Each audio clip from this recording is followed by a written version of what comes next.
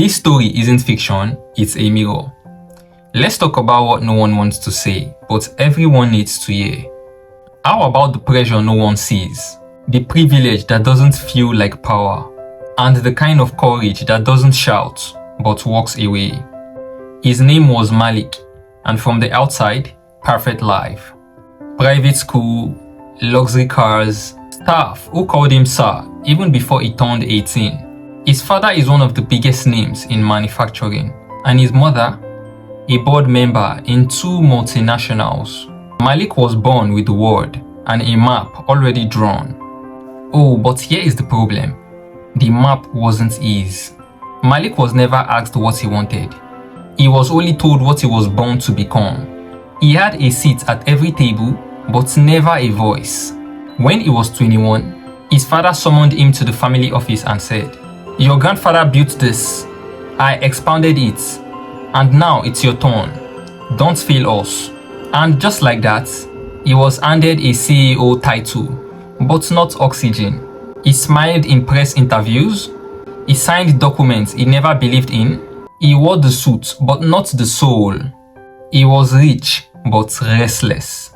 The breaking point didn't come loud. It came quietly, in the form of a panic attack, in his Bentley, right outside a shareholder meeting.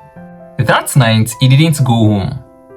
He checked into a small boutique hotel, all alone, and stayed there for 5 nights. No staff, no expectation, and no last name. He started journaling, woke up without an alarm, watched documentaries on social impact, designs, and storytelling.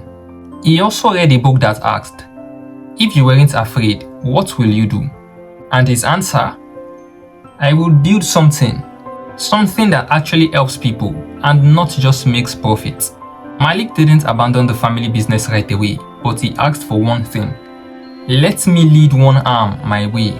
They laughed, mocked him, and his uncle said, "Go and play with your toys." Well, so he did. He took 10 million from his savings. Oh, and not from the family trust, from his account.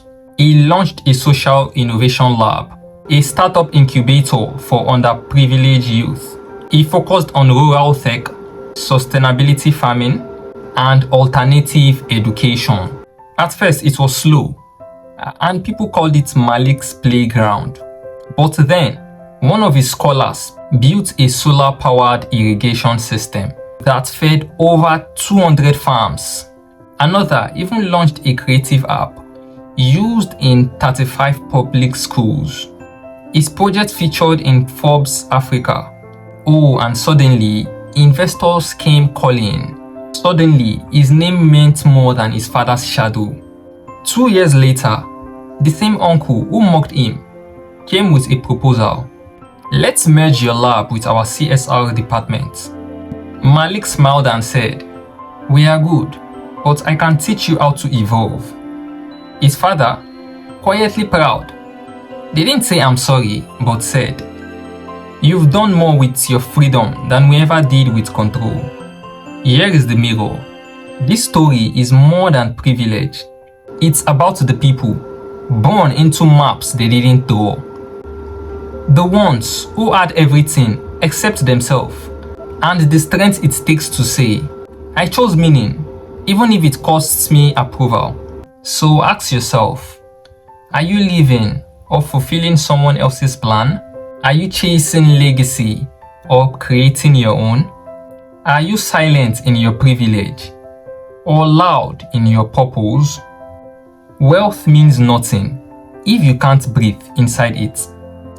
If this story made you pause, then maybe it's time to talk to yourself. We just came to the end of this video, and I will urge that you subscribe to this channel, follow, comment your opinion, like the video, and share the video to who you feel needs to hear this message. Let's wake the soul, one story at a time. Thank you for watching, and I will see you in the next video. Peace.